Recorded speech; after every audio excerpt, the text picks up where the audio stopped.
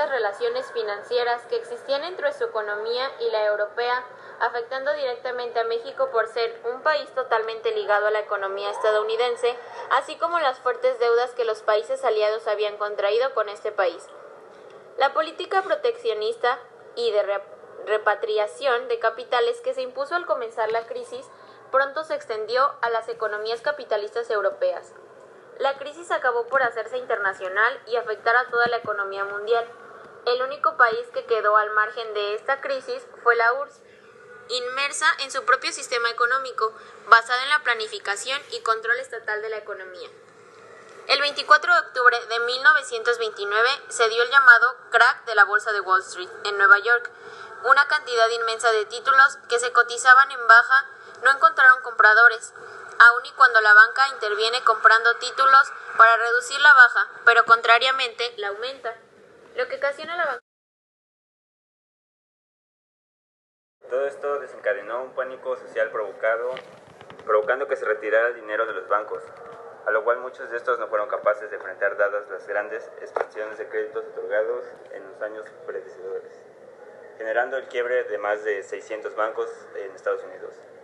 Muchos de los accionistas, pagando parte de sus deudas, no llegan a remediar ni un poco la crisis, y muchos industriales y comerciantes se ven seriamente afectados al desaparecer el respaldo de sus créditos basados en el título de valor. Este fenómeno financiero ocurrido en territorio norteamericano inició un periodo de depresión económica sin precedentes a nivel mundial, dadas sus repercusiones dentro y fuera de sus propias fronteras, extendidas por varias décadas.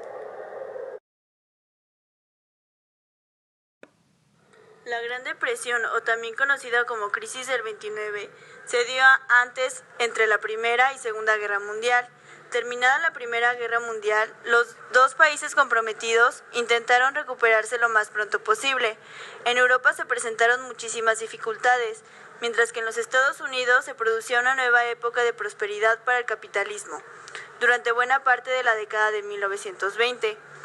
La política gubernamental norteamericana se basaba en la creencia de que, si se fomentaban los negocios particulares, la prosperidad alcanzaría a todos los estratos de la población.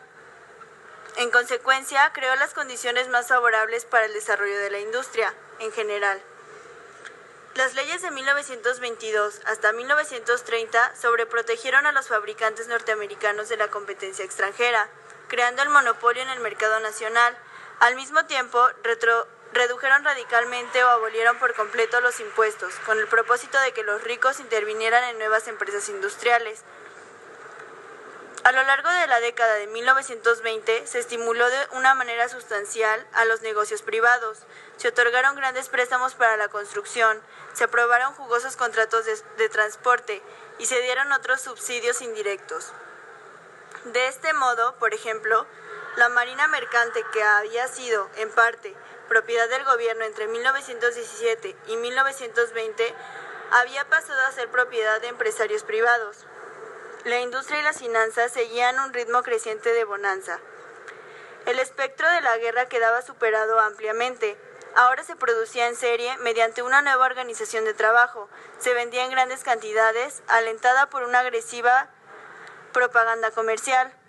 Las riquezas se acumulaban rápidamente en pocas manos, mientras la mayoría permanecía marginada de estos beneficios.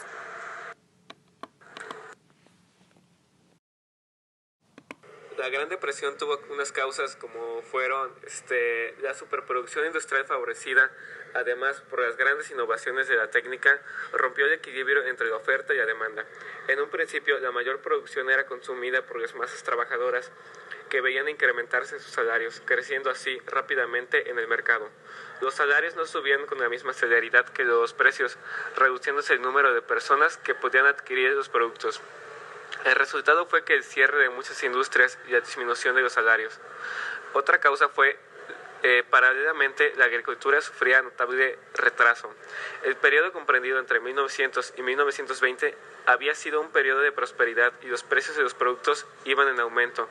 La demanda daba un gran impulso a la producción, pero al fin de la guerra provocó el cierre del mercado exterior y el Estado no estimuló debidamente.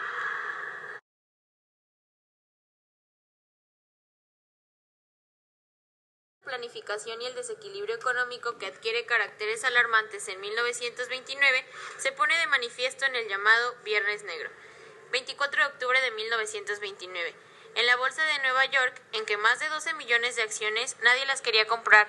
Como consecuencia, las cotizaciones se desmoronaron.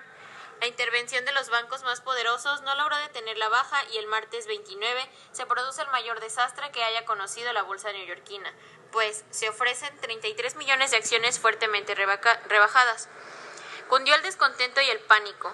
La crisis duró de septiembre de 1929 a enero de 1933, en cuyo periodo las acciones y los títulos de la deuda pública bajaron 5 o 6 veces su valor nominal. En la vida de la nación norteamericana, exceptuando la depresión de la década de 1870, olvidada desde hacía mucho, no se había producido nada comparable.